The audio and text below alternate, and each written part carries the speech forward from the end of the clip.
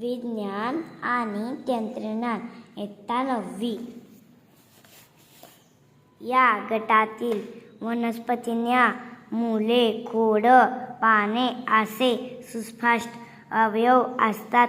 पाणी व अन्न वहनासाठी स्वतंत्र ऊती असतात, पण यांना फुले फळे येत नाहीत.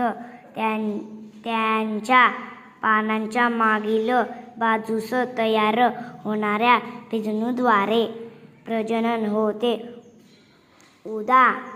फणस, नेफ्रॉलेसिस, नेचेमासेलिया टेरेस, एडी